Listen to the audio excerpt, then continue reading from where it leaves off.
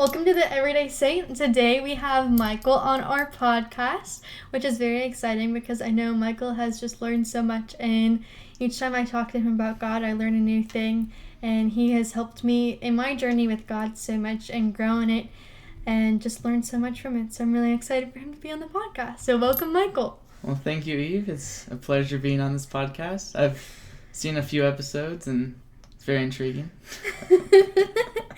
Thank you. So, Michael, why don't you tell us a little bit about yourself? Basically, I'm a student at Benedictine College, studying business management. Hope to start my own business one day, and I'm in a family of 7, and the middle child with 4 other siblings. Yeah, great. Can you tell us a bit about your faith journey? Like, what are some of the highlights as you've learned about God? Okay, yeah. So I would say my whole life I've gone to Catholic school, so we would have the faith always taught to us in school. But my dad and mom made it a point to teach us outside of school by doing more than just going to daily mass or go to weekend mass. We would say rosaries every night. He'd also do, my dad would also do his little homily after dinner, which actually really helped my faith life, because instead of just learning about it and then hearing what you're supposed to do, I could watch my parents actually live out their faith. Because for a while, I would know a lot of people that were Catholic, but half the time they wouldn't be doing how they should live their faith. But I'd literally see my dad and mom in everything they do, whether I don't know, we go out to dinner and they're super kind to the waiter or waitresses, and then always entertain them, tip well, or whether they go to say a store, treat everyone with kindness, or in just in my dad's personal career as an OBGYN. He's the only pro-life one in Texas, and he would tell us stories about hearing other people's stories about how they were I don't know what to do, I know this is what the faith wants, but I'm also pressured.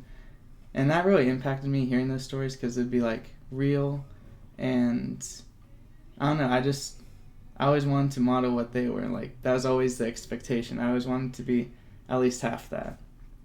Yeah, that's amazing that you had a family that really facilitated that faith life at home, because you can bring your your kids to Sunday Mass, but if the Mass isn't lived out throughout the week too, not just by going to Mass, but living that sacrificial love during the week, your kids aren't going to grow up knowing the faith as they should.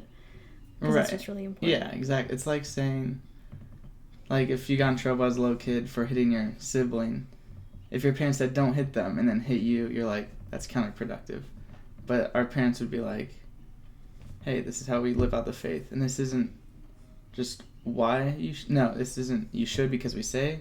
They'd show us why we should and give us look, the life that you live is way more important than the things you can ever want. And so, yeah, I just always grew up with that culture, and all my siblings, all of us always tried striving and helping each other towards getting closer to God.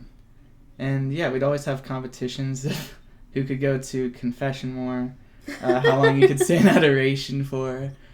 Yeah, it would be fun.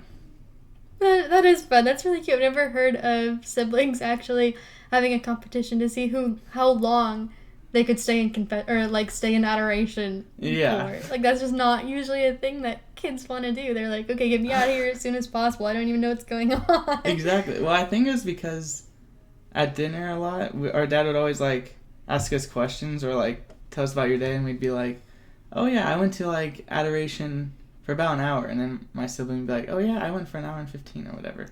And we'd be okay. And I don't know, it was just it was that integrated, where you always brought up the faith and whatever we were talking about. And I just liked being around that. Yeah. You mentioned that your dad would do little homilies at dinner. Was there a specific one that comes to mind that really impacted you? I'd probably say one that I always remember is when he would, because younger, I would always, like, older siblings would always pick on the younger siblings. And me and my younger sister always had a problem with, like, telling each other what to do. And just, not, like, faith matters, but being like, hey, like, you should do this. Like, or, like, hey, give me the TV remote, it's my show. Or, hey, you shouldn't be doing that. Like, no snacking or here. Or, like, upstairs or whatever.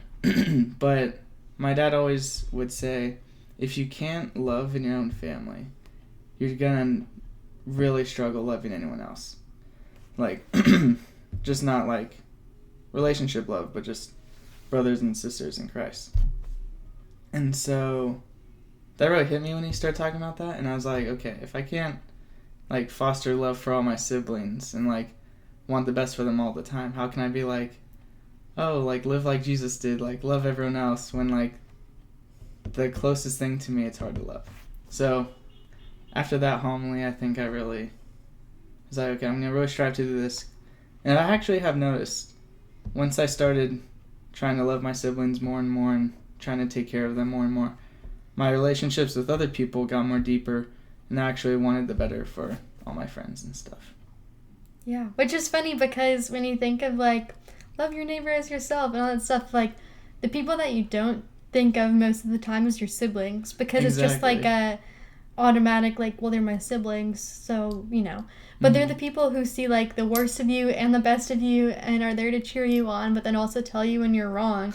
So they're probably some of the hardest people at times, like, especially when you're young and you don't understand that yet, and they're just kind of there. Right.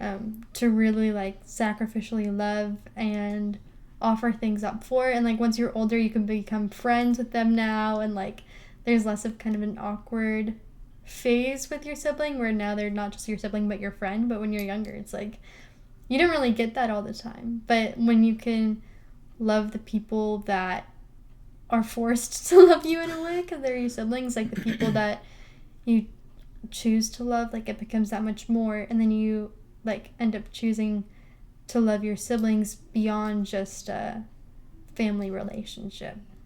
Yeah, exactly. Like, I don't know when it happens, but one day you're like, okay, instead of actually picking on you, I'm actually gonna, like, we're just friends, we're cool. Like, I don't know when that happens, but eventually all siblings get to that point where they're not just, like, siblings and forced to be siblings. They're actually, like, friends and always want to know what's going on in each other's lives.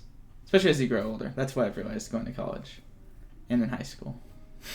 Yeah. When I was little, I was the oldest, so I was the most bossy out of all my siblings, and it took me a long time to realize that I should actually, like, treat my siblings as equals, because I was older than them. So I was like, and I was the only girl, so I was like, I'm the boss of them and all that stuff. And if I wanted them to do my chores, I would, like, pretend to call Santa and be like, No. Santa, my little brother isn't doing what I asked, and he'd, like, cry, run, do my chore for me.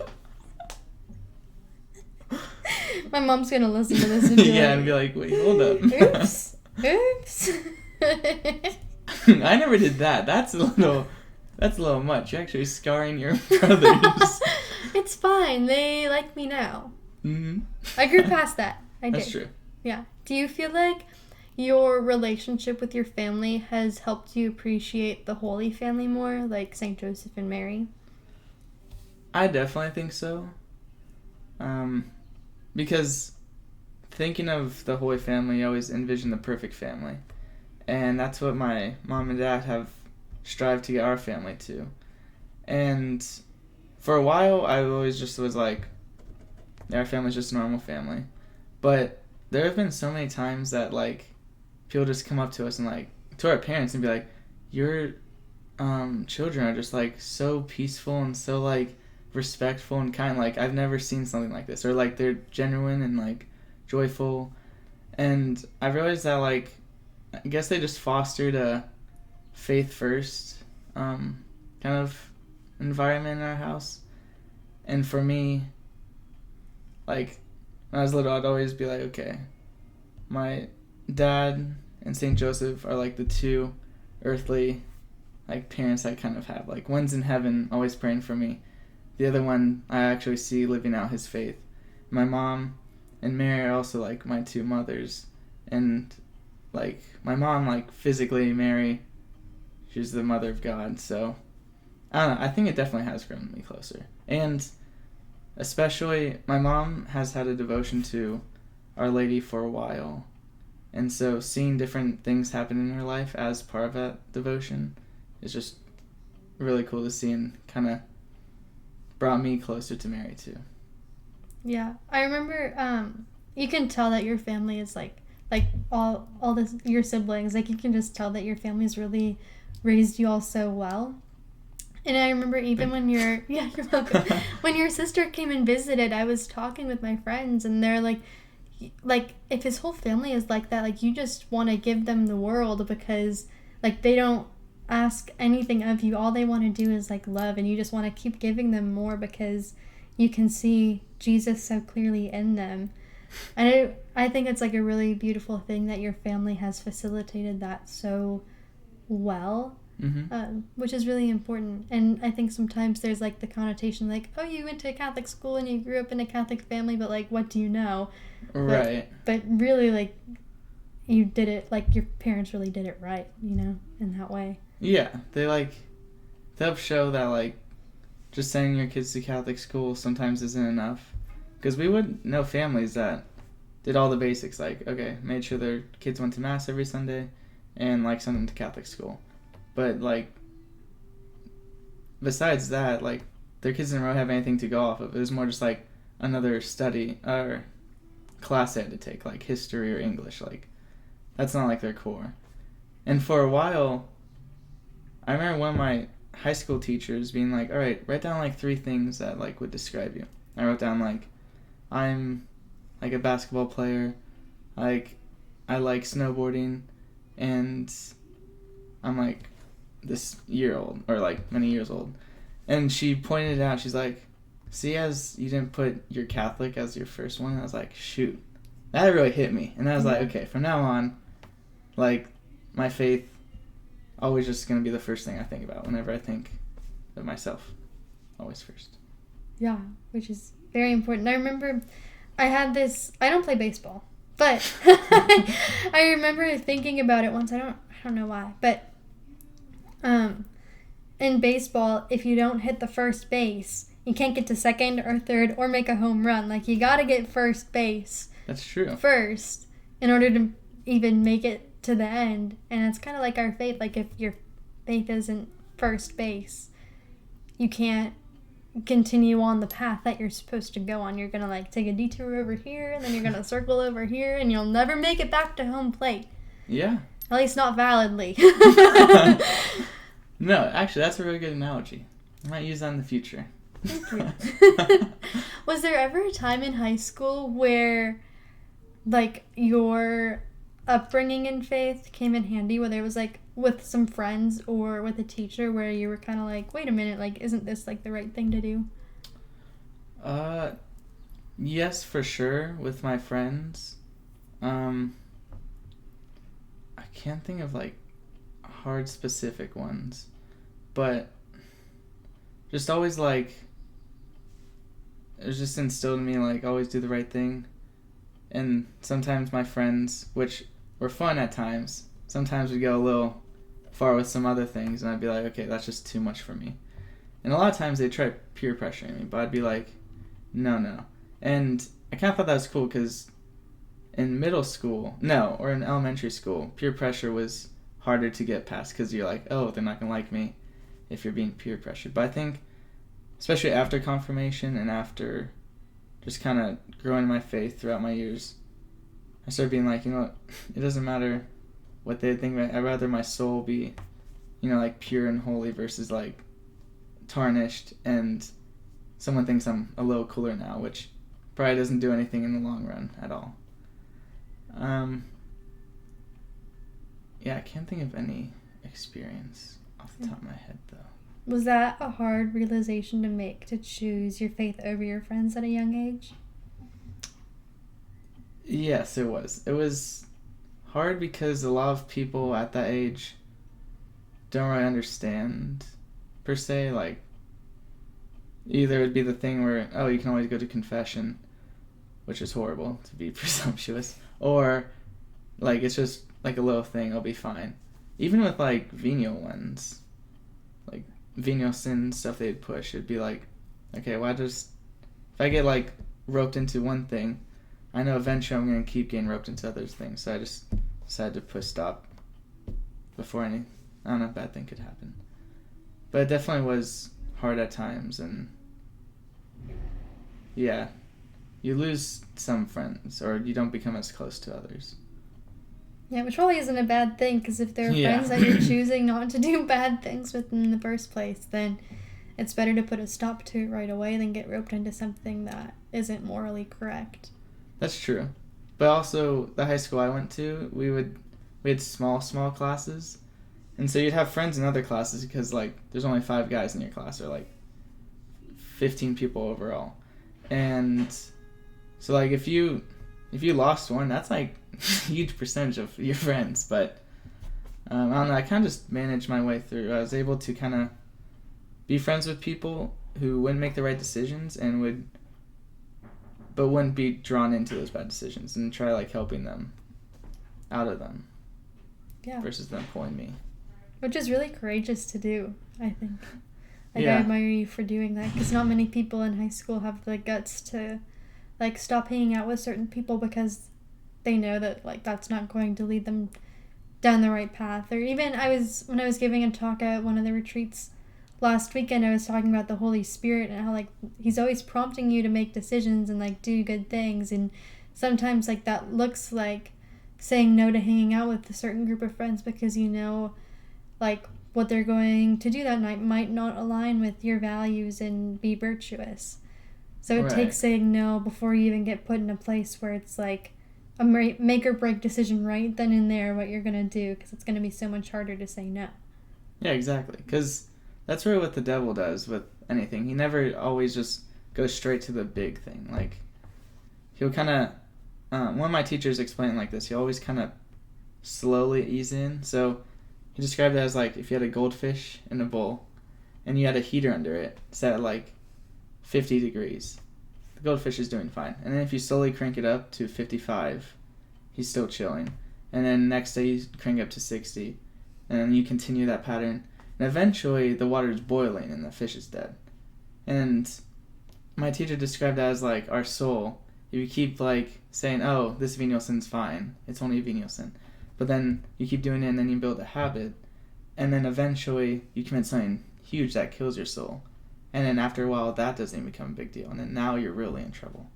Which, yeah. So that's why I never really wanted to start down that hill. Yeah, no, definitely. Do you think you ever struggled, like, finding your identity, I guess, in high school because of that? Because I think, or, like, was that something that, like, you didn't even struggle with? Because it sounds like you kind of had the right virtuous path, like, oh, I'm going to make the right decision for myself no matter what other people think. So, like, does that also align with the fact, like, did you ever struggle with what other people thought of you in that decision? I would, for sure. Yeah, it definitely wasn't easy. Like, there was times where I was like, this stinks, like, doing the right thing, because, like, everyone else seems fine not doing it. Like, even something as being, like, respectful to a teacher, or respectful to another person, like, not making fun of someone. Like, at times, that could almost backfire on you, where then you start getting made fun of if you don't, like, go along with everyone. And yeah, I mean, at points it was hard, but I mean, I had God, and I had actually some really good close friends too that helped me advance. And I had my siblings with me, which, friends for life, always have your back. Yeah.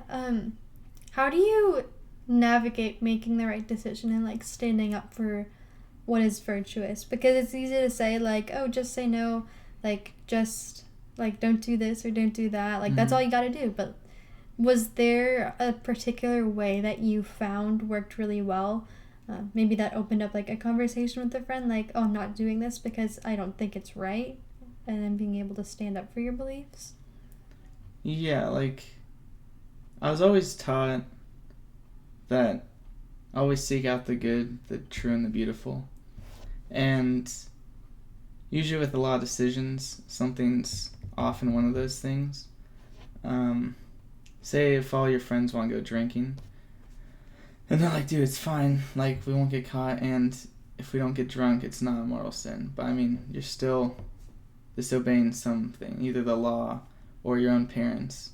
Or even, like, for instance, like, vaping. If your parents say no, I mean, disobeying your parents is still, like, you shouldn't do that. And so, I always be like, okay, well, is it truthful to do this? No, because I'm just lying to them if I do and then act like I don't. Also, like, back to the drinking thing, if you do get drunk, that's clearly not the plan that God has for you with intents of alcohol. I mean, you can enjoy it, like, He gives it to us. It's literally, the wine turns into the blood. There's still alcohol in there, though. But, like, there's good in everything, but abusing everything, that's what turns it from being beautiful and good to being corrupted. And yeah, I think the devil does a lot of that in the world today, with corrupting something that's good and then twisting it on itself with other stuff. Yeah.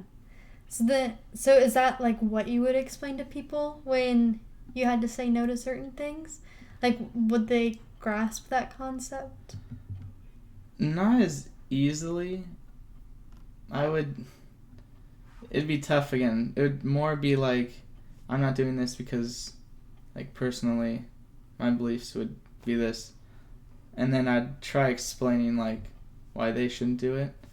But obviously not just being like, hey, don't do this, because, I mean, then, you don't have as much control in someone else's life. If someone was telling me, like, all the time, don't do this, you'd get annoyed and you'd want to, like, fight against it. But I would advise them, I don't know, just explain, if something's good for you, you'll know. If something's bad, there's a reason you're either doing it in secret or it's looked down upon by either your parents or, like, society and stuff. Because most of the time you know it's wrong, too. Exactly. You always can have, feel like, and you just, like, ignore it. Yeah, exactly.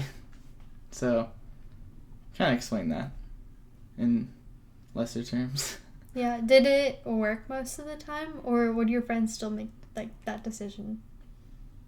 Most of the time, it'd be like a 50-50. Either we ended up doing something else, or just I went my own way, they went their own way for the whatever part of the night or something, part of the day.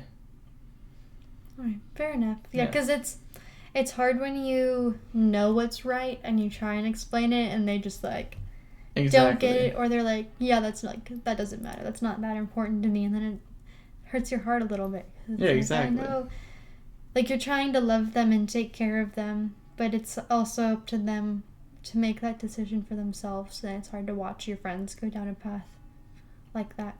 Mm-hmm. Yeah, you'd give them, like, sort of like a last, like, lifeline to change their decision, but sometimes they ultimately go with it. Yeah. And yeah, I did have a friend that for a while, I'd known him since, like, 3rd grade. He left high school then sophomore year, which I haven't kept up with him because he has gone down a bad road. But overall that time, I feel like I actually was helping him stay in the faith, stay with what was good. He'd always come to me and be like, okay, dude, so what about this? Like, what about this? What if, like, this is different, or something, always with questions, and I'd always try helping him. And I think in that case, I was helping him even though he knew he wanted to do it. He knew it was the wrong choice.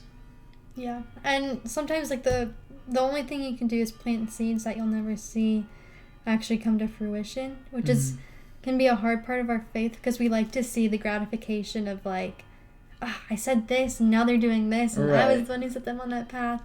But most of the time you don't know that.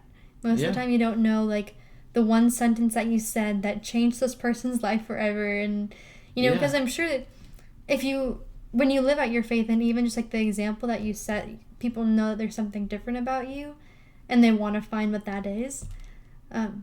but you don't know that they've seen that part of you, and sometimes you don't even know like how other people view you anyway. So it's like the way that they perceive you, like they're going to perceive you one way or another, and that could make a difference in their life that you don't even realize, and you'll just never know that.